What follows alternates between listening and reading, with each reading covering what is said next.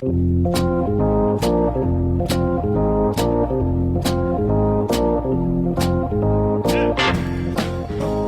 and welcome to The Connected Table Live. We're your hosts, Melanie Young and David Ransom, your insatiably curious culinary couple.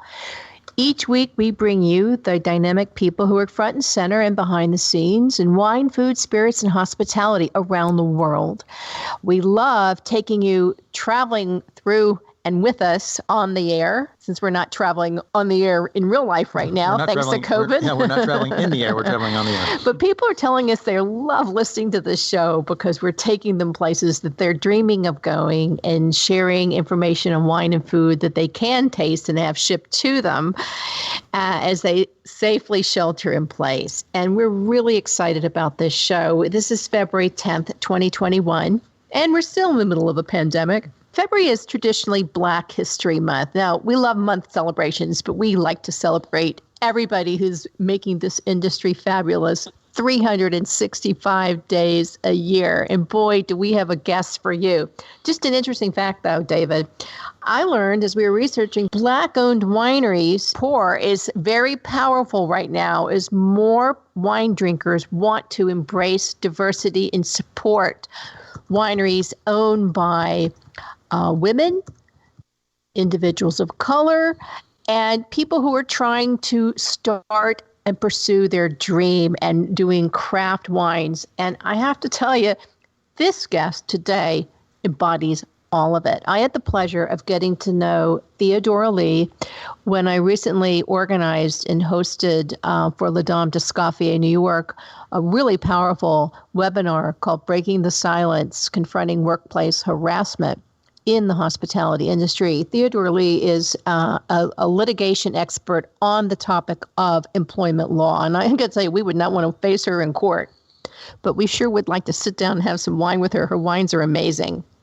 So we're really excited to talk about why and how she leads a dual life as a partner and shareholder in Littler Mendelsohn, which is a really top labor law firm in the United States, and she owns Theopolis Vineyards in Anderson Valley, California. In fact, her wines have earned such accolades that she has been named Theopatra, Queen of the Vineyards. You got to love that. So it's with great pleasure to welcome the fabulous, feisty, talented Theodora Lee to the Connected Table. Welcome. Well, thank you very much, Melanie, for having me. I am very pleased to be part of this program.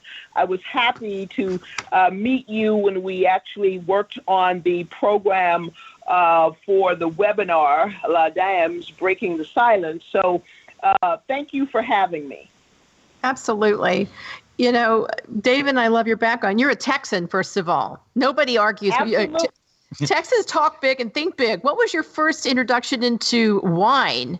We like Texas wines, by the way. Well, I will tell you my first introduction in wine was not a most powerful one for me to love wine, but I am actually here in Dallas because I do take care of my 94-year-old mother, and we just had our dose 2 of our vaccination. Yay for that. So I encourage anyone who's eligible to get a vaccine because we need to protect one another. But my first introduction was wine was through my father. As you indicated, I'm from Texas. Well, in Texas and the South, there's a grape that grows wild called muscadine. Well, my dad had a small farm outside of Dallas. He was an educator, both of my parents were, and he would take wild muscadine grapes and make wine. And, you know, as a little girl, you would sneak into your parents' liquor cabinet and taste things, and I tasted that wild muscadine, and I did not drink wine. So that was my introduction to wine. Now, do you want to know when my introduction to fine wine was? Well, yeah. After tasting that wild muscadine until I moved to California in the 80s. My friends will tell you I always specialize in pleasure in the bottle because I made something called Wonder Punch, Everclear 151 and vodka, and 2 glasses would take you wherever you needed to go. But wine was not part of the formula. That's pretty funny. Well, we know that punch. I think we've had that punch. We all have our MD 2020 stories from our youth. That's for sure. Yeah. But you actually kind of were mentored by some of your legal colleagues, and you were in California at the beginning of the great revolution in California wine, right?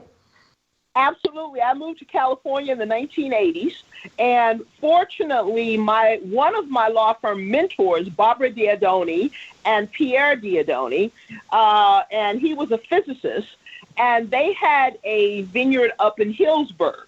And there were a couple of other partners at the firm that I worked for that had vineyards in Napa and Sonoma. And back in the 80s, we didn't have faxes and emails and all of the various technology that we have today that you can send a brief or review, mark it up on your laptop or your tablet, send it back, get it filed electronically. Back in those days, if you had a brief due on Monday and the partner you were working with was at their vineyard home, you drove that brief to their house. And that's what introduced me to vineyard living and actually grape farming, as a Texas girl would call it.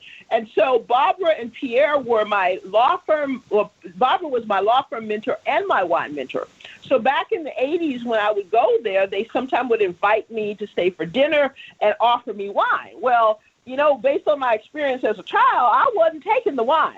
And Barbara said, well, when is the last time you've had wine? I said, well, it was probably back in the 60s or 70s because I didn't like it. And so she actually poured me a Cabernet and a Chardonnay.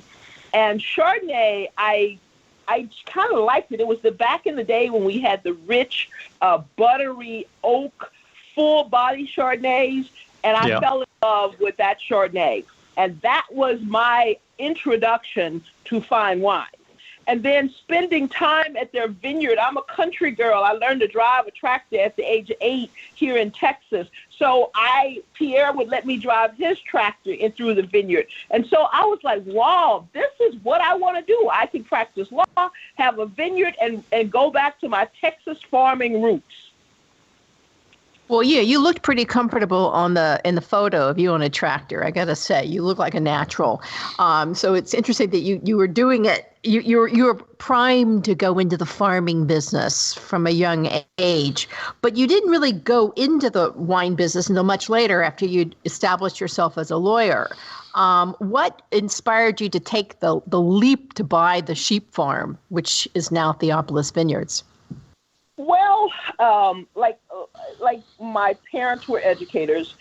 We lived in the city of Dallas, but my father bought his first 10 acres of land when I was like 6 or 7 years old. And my grandfather, his father, was a sharecropper. And so my father taught me that whenever you have any money, buy as much land as you can because they're not making any more of it. And he really inspired in me that land is value. And so I developed a love for grape farming through my mentorship with Barbara and Pierre. And I said, one day I would like to buy land outside of the city and develop my own vineyard. Well, California ain't cheap like Texas. So it took me until 2001 to have funds to buy land. I refinanced my primary home, took the money out for a down payment on 20 acres in the Yorkville Highlands of Anderson Valley, Mendocino, California. That's what I could afford. I bought 20 acres. There was a dump of a house on the land. I inherited sheep because they couldn't catch it before it closed the escrow. I inherited chickens. I was happy with that because we had chickens on the farm out in Ellis County, Texas. So that was my dream, to do that. But it took me, not only did I need to have a successful legal career to be able to afford to buy the land, but to plant the vineyard, I needed money. And that's why I'm still practicing law today, because the land is, I always say, it's like a boat. You just sink money into it and just enjoy it as best you can. And don't let the boat sink. Exactly. Yes. And keep afloat, as they say, because David's family owned a winery. We So did. he's nodding as you're going. He's nodding up and down. I'm reminiscing right with you. Yes, they say if you want to be a millionaire in the wine business, start with $1 million. So it's crazy. It is that, and so many people that see the business from the outside really don't know how much effort it takes. Really, just to get the vineyards planted and up and running is a tremendous amount, and then you have to maintain them every year, and of course you then have to make wine and deal with the elements. I mean, we are talking about California, right? Absolutely, and I will tell you, the elements have given me challenges from the beginning. When the O'Donys were tremendous. The gentleman who planted their vineyard actually planted my vineyard. He was guiding me through and doing escrow before I closed on the property. I hired Professor Thomas from the Santa Rosa Junior College Viniculture School to come out and do soil digs to make sure the land was suitable for growing grapes.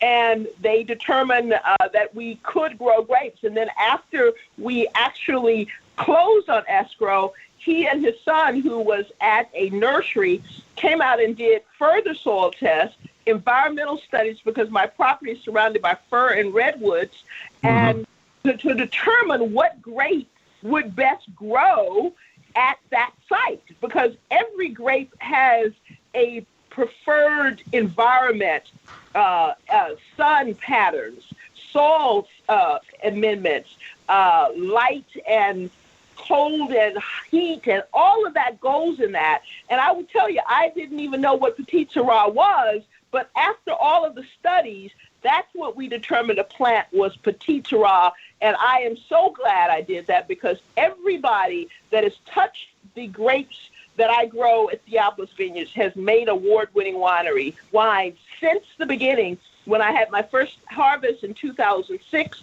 I sold the grapes to Mike Officer at Carlisle, and Robert Parker, the wine critic, gave the wine made from my grapes in 2006 a 96.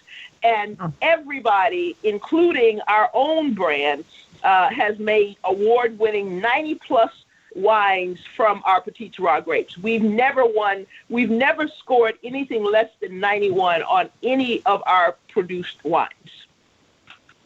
That's really, really, really impressive.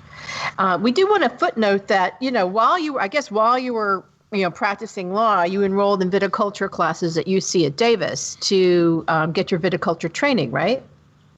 Absolutely. And in fact, my philosophy is you have to know what you don't know. But in order to know what you don't know, you have to know what you ought to know.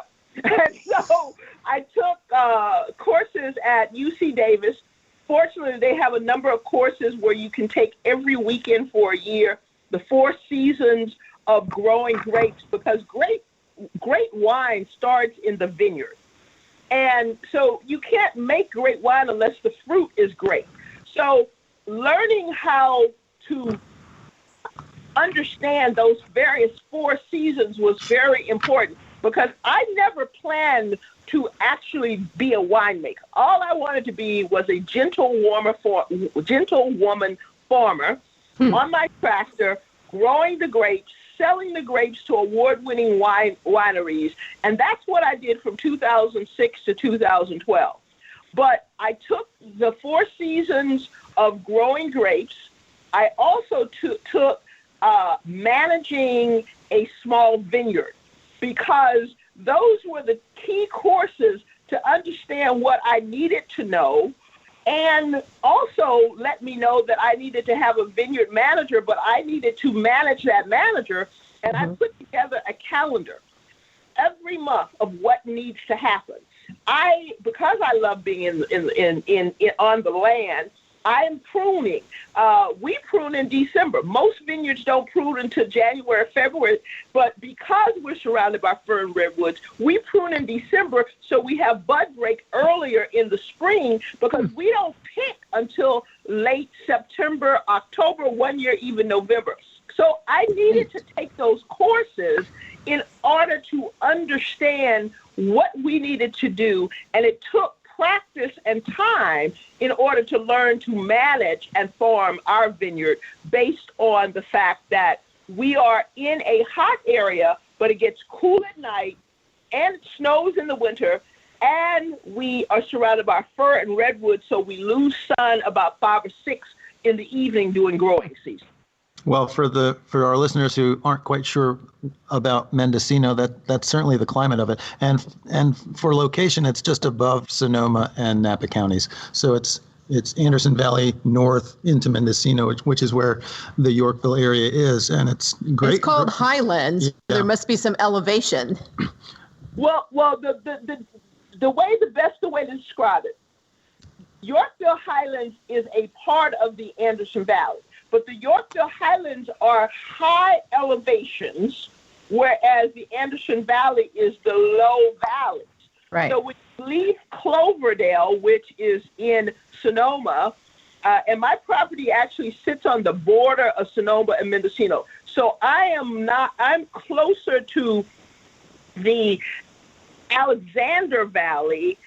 I'm really in between, but we get the weather more like Anderson Valley than the Alexander Valley than Anderson Valley. Anderson Valley is much closer to the coast and in valleys, whereas the Yorkville Highlands is elevated, and we have heat. It gets 110 degrees in the summer, and so it is a very unique wine growing region.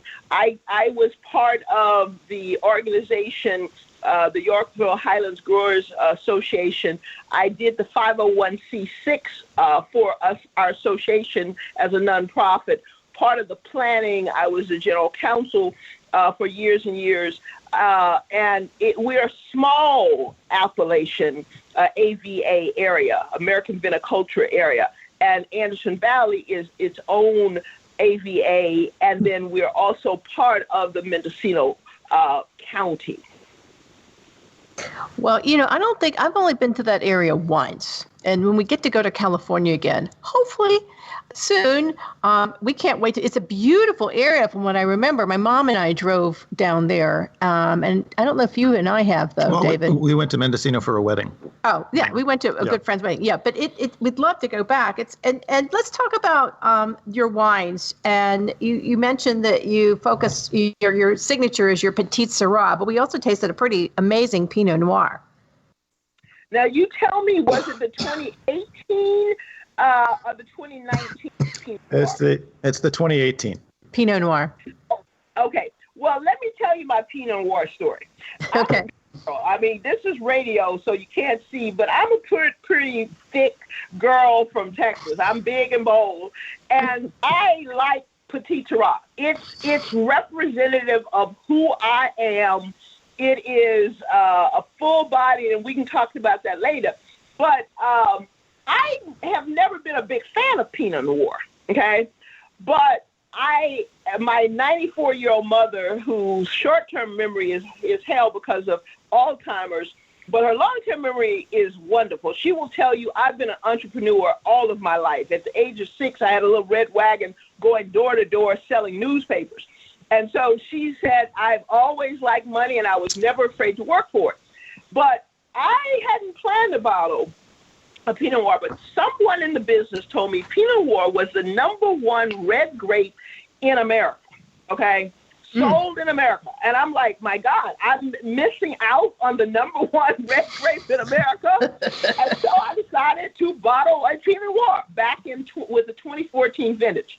And the 2014 vintage, I actually bottled at Anderson Valley. Again, the Anderson Valley, we're part of it, but they're the valley, and they're known for their Pinot Noirs because they're close to the ocean.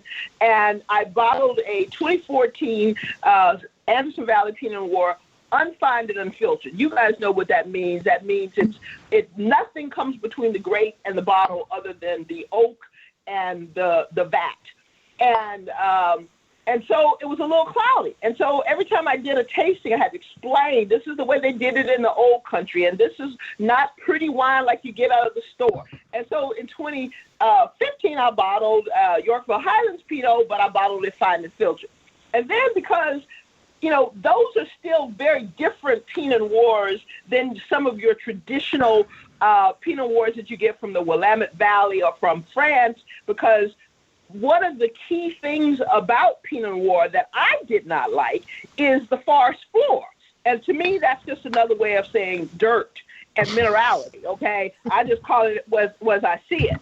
But people said that you are still missing out on sales because you haven't made a traditional Pinot Noir. So I had an opportunity to source fruits from Santa Lucia Highlands, which is in Monterey County, the place where they make your traditional minerality, forest floor Pinot. And so I did that in 2016, and you tasted the 2018 Pinot Noir, which is beautiful. It was a lovely wine. Of black cherries and raspberries with a little toasted oak, and you do have that forest floor, but it does not have all of the strong minerality that a lot of the Willamette Valley wines have. And I actually like it.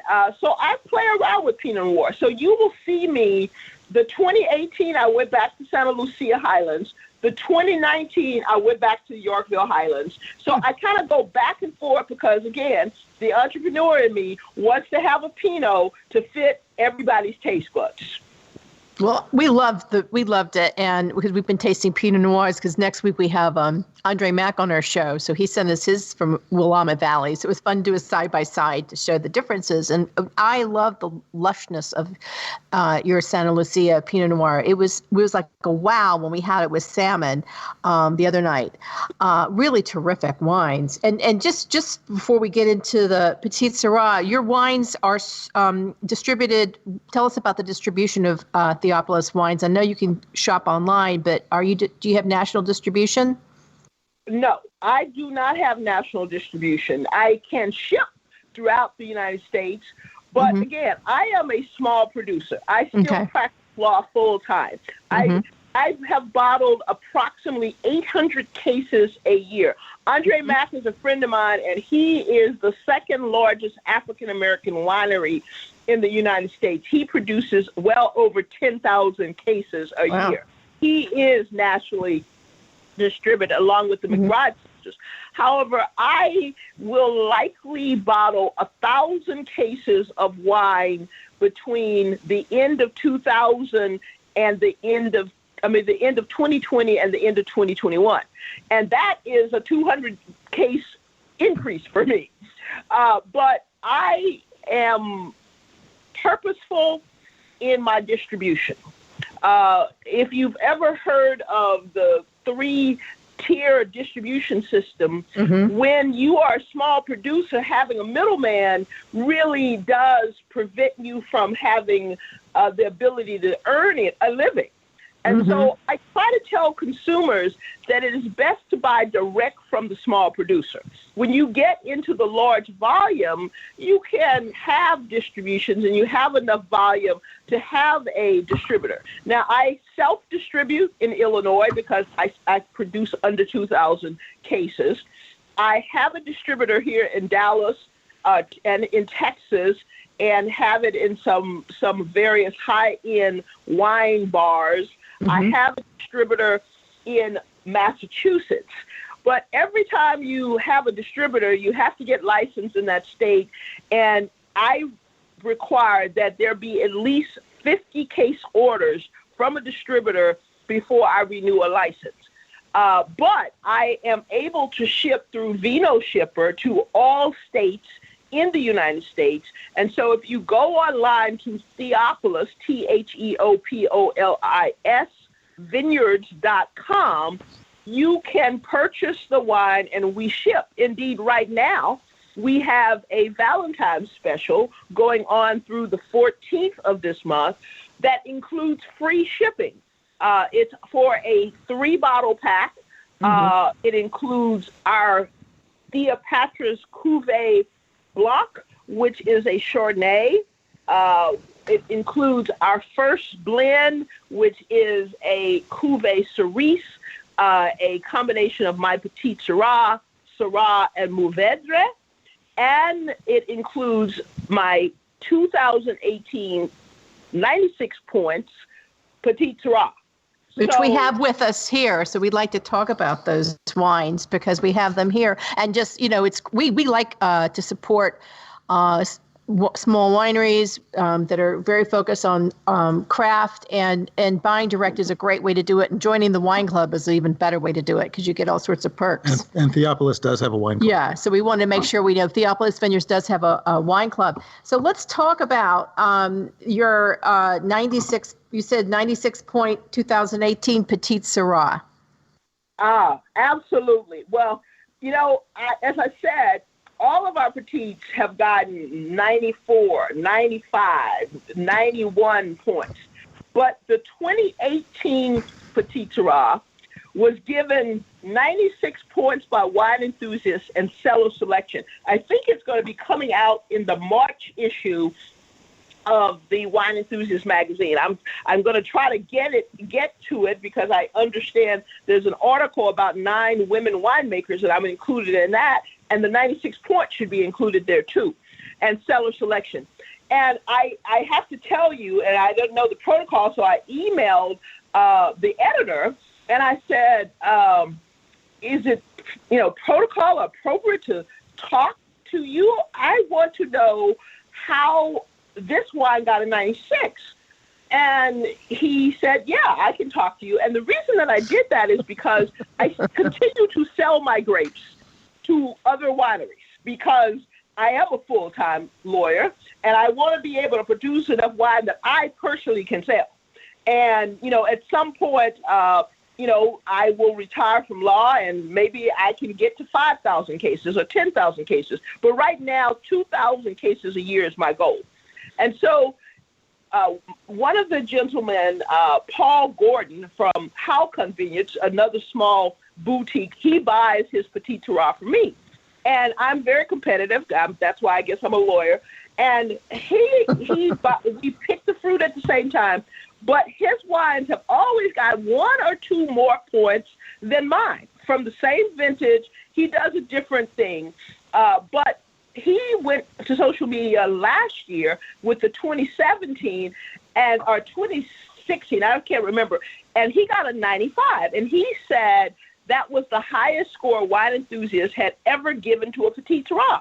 So I said, if he got the highest score at 95 and I got a 96, that means my Petit has the highest score. So I reached out to the editor, and then he researched it, and he said this Petit tied with one other Petit that he gave a 96 to last summer. So there's only 2 Petit Syrahs that have ever gotten a 96 in the history of wine enthusiasts. And what he told me is it had everything. The tannins were intact. It was jammy, the blackberry, the cola, the vanilla, the cherry. It all came together beautifully. And one of the things that I asked him in comparison to the past years, he said this had more depth and character, whereas the ones where he had given lower 90s were thinner. And he thought they were high tannins. And this one was a well-balanced velvet tannins. And it had the fruit-forward character. And I talked to him about it, and this is one of the years that we used an open-top stainless tank. We punched down the fruit. We used 30% new oak, the rest neutral French oak. And I always tease people because the French think they do everything great, and they do some things great. But the one thing I will agree with them that they do great is French oak barrels. Before I was actually bottling commercial, I tried Hungarian oak, I tried American oak, but I kept coming back to French oak. And they're very expensive barrels, but yes, they are great wines. And it's worth paying that extra money for the French oak because it gives it character. But I don't want the oak to overwhelm, so I generally don't ever use more than 35% new oak. And this Petit came in at 30% new oak. It is one of my I love it. I mean, I like all my petites. And one of the things that I would tell you, every year is going to be different because it depends on Mother Nature. It depends on how much rain we got, how much sun we got, how hot it was, all of those factors. So if you did a lateral with my 2015, 2016, 2017, and 2018 petite, they will still have all of that fruit-forward character. You will get the black cherries. You will get the blackberries. You'll get a little tea, a little vanilla, but they will all taste a little different. One will be a little bolder than the next. The 2016 is one of the lighter Petite Syrahs because we had far more rain. So I let the grape speak for itself, and I am so pleased with this 2018 Petite Syrah I'm still getting. Well, just your enthusiasm would make everybody listening want to just immediately go to theopolisvineyards.com and order it. We want to point out the origin of the name. I mean, your name is Theodora. I'd say Theopatra because your Facebook, your social media is Theopatra. Lee. When I was connecting with you, I was looking for Theodora, and Theopatra kept coming up. You actually have Cleopatra on the label, but we understand that Theopolis is actually it originates, it's a Greek origin. Give us a little history about that. Well, again, my name is Theodora. My dad was Theodore. My mother's Dorothy. So Theodora, I was branded, as we do in Texas, with my parents' names. And they were married 11 years before I was born, and I'm an only child. So that's the beginning. I went to Spelman College in Atlanta, Georgia, and I pledged Delta Sigma Theta sorority. And my big sisters, as part of the pledging process, gave me the Greek name Theopolis, and that's on the back of my leather jacket, and they branded me Theopolis. And so when I bought my property up in Mendocino back in 2001, my last name is Lee, and, most vineyards are Lee family, vineyards or Lee winery. And there was a Lee family across the way. They called it Old Chatham, but I couldn't name it Lee Family Vineyards because I'm a single woman. But I wanted something unique. So I decided Theopolis Vineyards would be the name of the vineyard. Now, I tell you, the label is Theopatra, and I was given the name Theopatra by some Hollywood folks.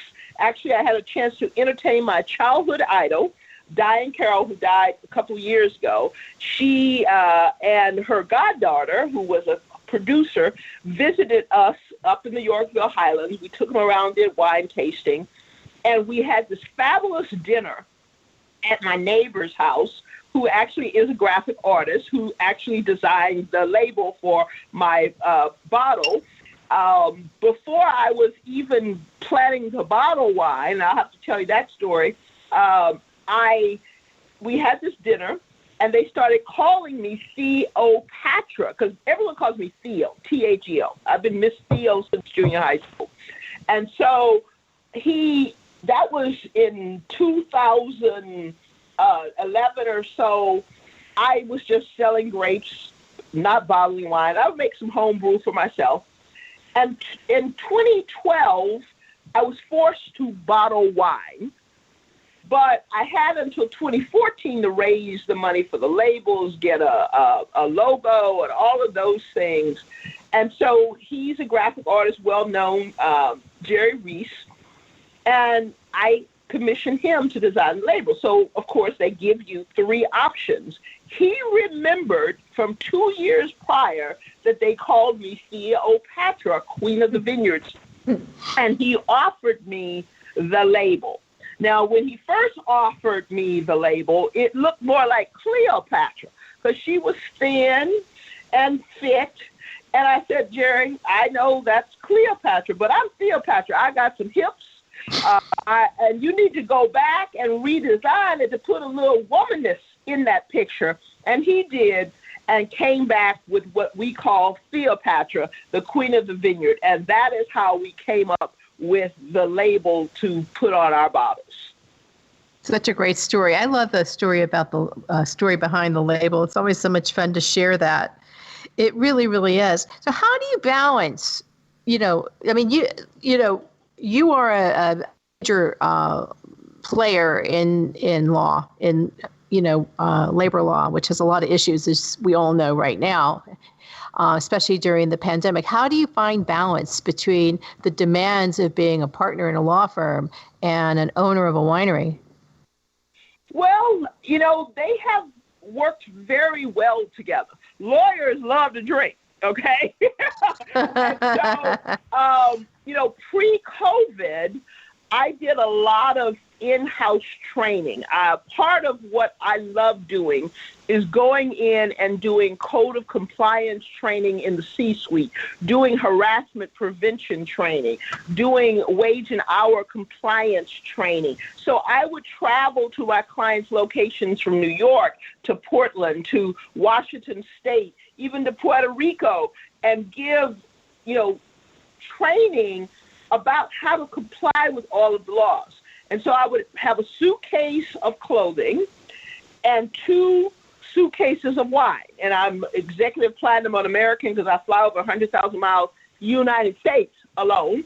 And so I would train or take a deposition or try cases or arbitrations during the day. And I would add wine tasting or wine dinners in the evening.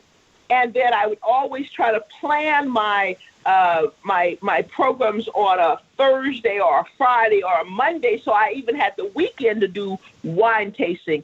So it was complementary. Now, post-COVID, I have to do more trainings via, all of these WebEx, and you've got all of these video conference ways. It is just not as much fun, but in COVID, we have done lots of virtual wine tastings. We had one last week with Google. We have been doing team building with various corporations. I have a big fundraiser for an organization, the Links, out of Minneapolis. They sold over 400 3-packs. And so we're going to have a charcuterie board lesson, and then I'm going to walk them through the 3 wines, and then there's going to be live entertainment, all virtually. And so it is something that you have to have a passion for, and being able to combine law. And that gig came from some clients in Minneapolis that when I was in Minneapolis 2 years ago, they hosted a wine tasting at a museum, and then they got ready to do the fundraiser, and they said it was going to be virtually. They thought they were just going to sell tickets in Minneapolis, but we sold over 400 tickets all throughout the United States. And so, that is the way I do it. I never married. I don't have children. The grapes are my little babies. I have a lot of energy. My 94-year-old mother still, they were trying to help her this morning get out together. And she said, no, I'm going to do this on my own. I don't need a lot of sleep. And I have a passion and love for practicing law and making people happy with the wines. So that keeps me energized. And when you have a passion about what you're doing, it's no longer work. Absolutely. I mean, unless it's a hobby, it's, as we've also learned, you either have a passion and you turn it into a business and make money doing it, or it's just a beloved hobby, which leads me to this important question. You're a standard bearer as a woman and a Black woman who is highly successful in 2 fields, okay, law and in viticulture. There is a lot of discussion now and a lot of support in both areas to support individuals of color and women to, get them a lift up to start businesses and support them. What is your advice to anyone who wants to get into this business, in the wine business? Well, I will first tell you, it's not for the faint of heart. It is a tough business, but I want to say that figure out what it is, what aspect of the business you enjoy. I would never be a good somm because, being able to smell and taste what I'm tasting, that's not my talent, okay? My very good friend, Tonya Pitts, at One Market, she's great at it. Wine education is another area where you can go into the wine business. If you want to actually, my love, as I said, was in the farming. And I'm actually in the process of establishing a scholarship with the University of California, Davis, to encourage people of color and wine, people who want to actually go in the viticulture aspects. Black Wine Professionals, which is an organization that was founded by Julia Connie, who's a wine writer, is focused on some of the other areas, education, sommeliers, restaurant folks. But I want to really try to encourage more people to go into the viticulture, the actual farming, being a vineyard manager, because we don't have very many people of color doing that. And so get an education, find out what you're passionate about, find out what you're good at, and pursue that. And right now, because of the focus, there are scholarships and funds available to help you pursue these careers. And all I have to say is there's no such thing as failure. If you fall, get back up.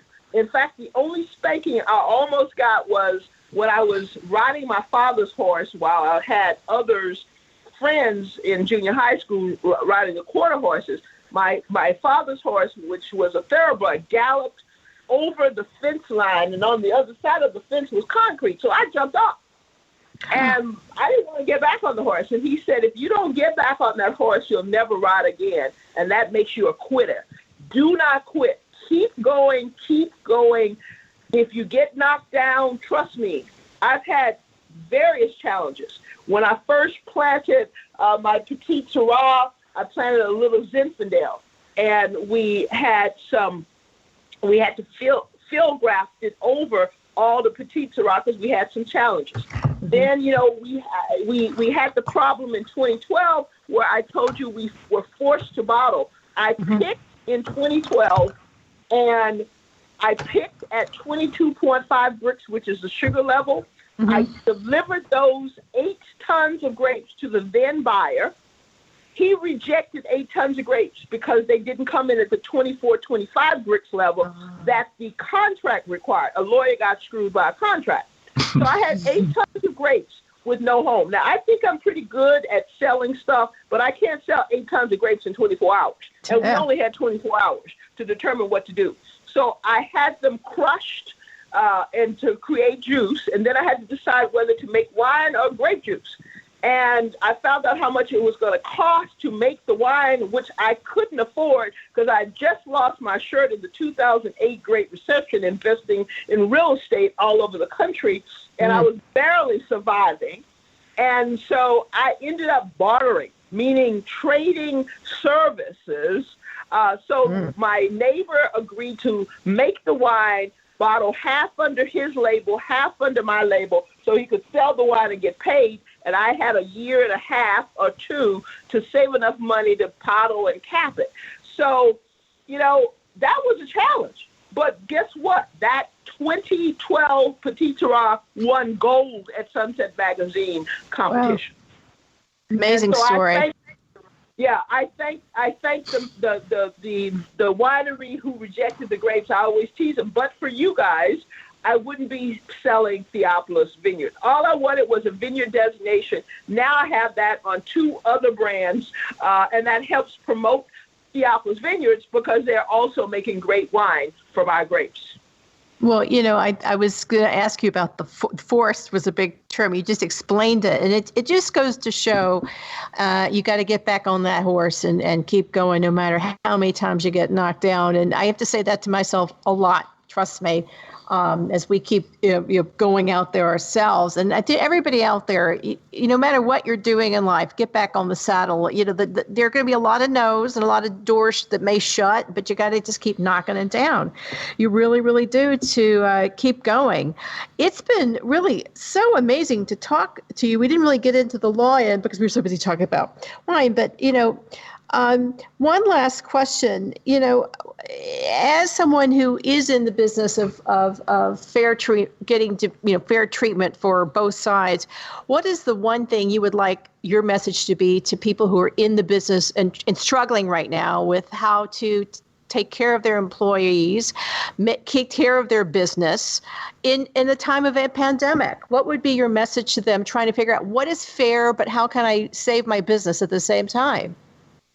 Well, the restaurant business is really struggling. And I have a lot of restaurant clients, especially the high-end restaurants. California just opened. New York is opening slowly. Again, perseverance. But you've got to pay employees a living wage. Fortunately, in California and New York, we have various labor laws that force employers to pay a living wage. But, what we need to do is, and consumers, I think when you educate consumers, because I know in San Francisco, when there were serious mandates placed on the restaurant industry, the restaurants passed it on to the consumers, but they didn't hide it. They put it in the bill. This is the extra $2 that's part of your bill so that we can pay our employees a living wage. And if we do that, I think you can have a win-win for the industry and employees alike, because consumers are not afraid to help bear the cost to ensure that every working American is paid a living wage. It's worked well in San Francisco, and I think it can be adopted throughout the country so you can have a sustainable business and pay a living wage. Well said, and we completely agree. And I think, if there is a silver lining, because you got to look for the silver lining in everything, no matter how hard it is, that I think we will all become better citizens of the community to help people be paid fairly and treated fairly, because we've learned a lot of lessons going through what is now coming on a year of a pandemic. So that was a great way to end. We love your wines, Theodora. They're really terrific. Again, for more information, go to theopolisvineyards.com. You can buy direct. Congratulations on all your successes, and keep jumping on that saddle and riding that horse into the sunset. Well, thank you very much, both of you, for having me. It has been a wonderful opportunity, Dave and Melanie. And when you are coming to Northern California, we're 2 hours north of San Francisco, email me, text me, and we will give you a big old Texas welcome. We're there. We'll love that, and we may drive through Texas to get there. You never know on our road trip. It's been wonderful to talk with you, Theopatrick. Well, if you come through Dallas, please let me know too, because I am here every 3 weeks. All right. As an only child, I take care of my mother, and we're going to keep her alive through her hundreds. Well, good for you. And as an only child, here to you, because I'm one too. So you've been listening to The Connected Table live with Melanie Young and David Ransom and Theodora Lee, our guest. We love it. You can listen to all our shows permanently on your favorite podcast platform. We always recommend iHeart, but about 30 others. Follow us at Connected Table. And our message, as usual, is stay insatiably curious. Thank you. Thank you.